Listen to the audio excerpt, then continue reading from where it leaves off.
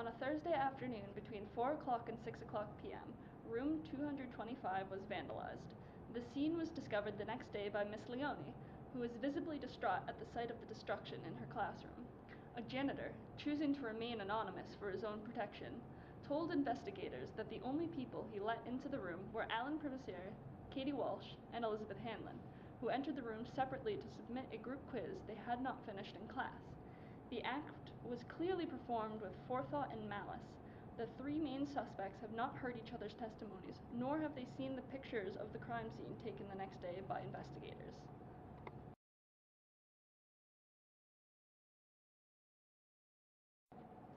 I entered the classroom just after 4 o'clock on Thursday afternoon. The hallways were mostly empty, but I could smell something funny wafting from Dr. Morin's room. When I entered the room, Miss Leone had left for the day and everything looked mostly normal, except the windows were open and somebody had left a seahorse on one of the desks. I suspected belonged to Drew. I put my hat down on a desk while I searched through my binder for my group quiz, which I placed on Miss Leone's desk. Then I left the door and went down to the gym where I balled it up.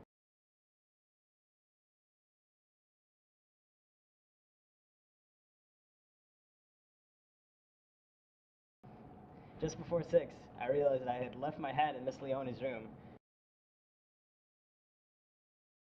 I went back upstairs to get it.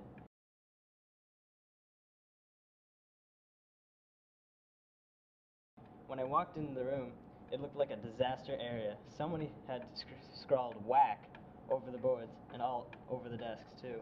I tried to clean some of it up, but it was too horrible. I tried to minimize the terror of the scene by flipping over the sheets on the desk and collecting them into a pile. I think somebody might have tried to frame me because the obscenities were written on the back of the Celtics brackets. I booked it out of there pretty fast afterwards.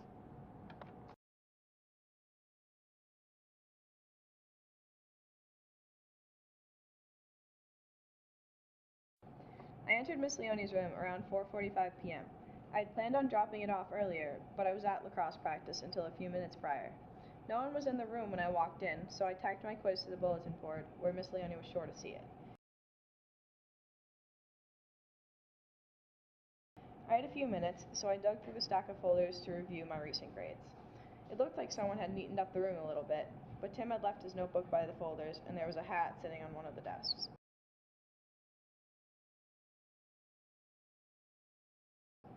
I exited the room after I was finishing looking over my grades. As I left the classroom, I could have sworn I saw a lizard scamper down the hallway. Maybe Miss Dietrichson's lizard had escaped.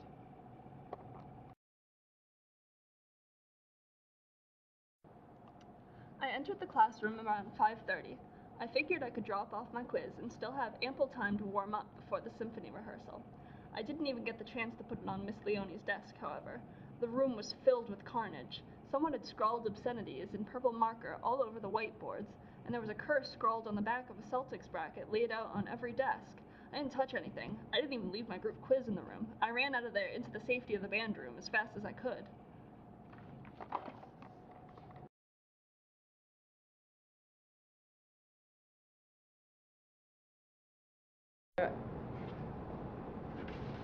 So, I think Elizabeth's guilty because, as you can see with this scatter plot of her grades, there was a linear correlation between her grades and the WAC.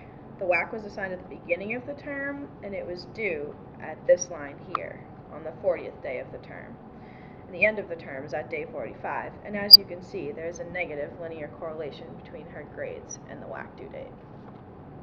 To provide some evidence for my graph, I plotted all of Elizabeth's grades versus the date in the calculator, as you can see here.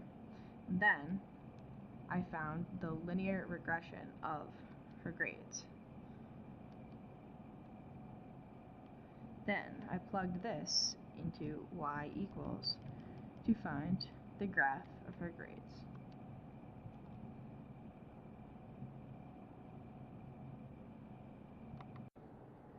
So some more evidence against another member of my group is Alan's hat. I saw this on a desk when I came in, and Alan never goes anywhere without his hat, so he must have come in, probably vandalized the class, and left, But he had to run, obviously, because he wouldn't have left his hat behind otherwise. So I have here before me Katie Walsh's grades folder, and as you can see, it's covered with purple fingerprints. Her group quiz is also done entirely in purple marker. I'd like to direct your attention to one of the wax signs. What can you tell me about the color purple? Clearly, Katie came in, vandalized the room. Her hands were covered with purple marker because of the frenzy she was in. And as she scrambled through her grades, fingerprinted all over the place. Something suspicious about these signs, though, it's the back. Celtics. Who do we know who likes Celtics? Alan. Just saying. Alright, the evidence here I've gathered is against Elizabeth. Look at this handwriting. These very neat, well outlined words of whack. I don't know anybody else who has neater handwriting than Elizabeth Hanlon. So obviously, she could have done it. And it's Katie Walsh. She had left her group quiz pinned up on the bulletin board with purple marker with every question.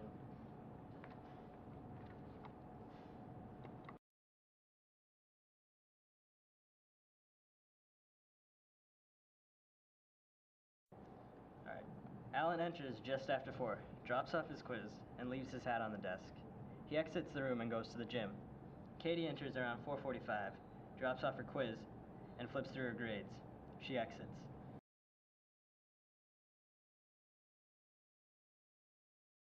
Elizabeth enters and wreaks havoc. Unable to handle the demands of both the Mac and the WAC, she scrawls on the boards and places an individual obscenity on each desk. She gets purple fingerprints all over the folders as she scrabbles through them.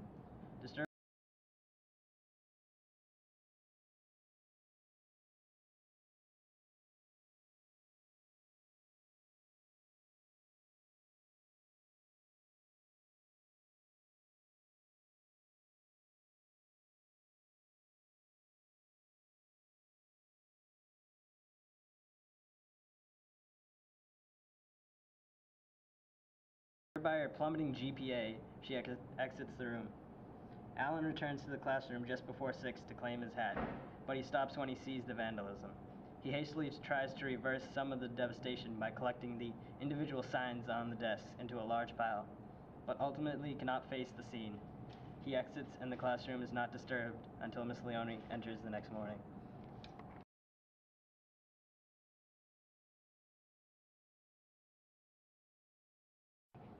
We can eliminate Alan as a suspect because if we assume he was the vandal, Katie would have seen the vandalism when she walked into the classroom.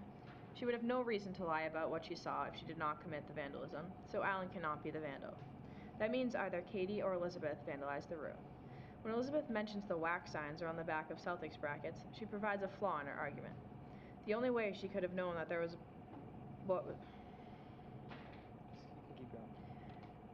The only way she could have known what was on the back of the wax signs was if she had flipped one over or if she had put them there herself. Although Alan also mentions that the signs were written on the back of brackets, he has a legitimate excuse for knowing. He sees the backs of the sheets as he collects them into a large pile.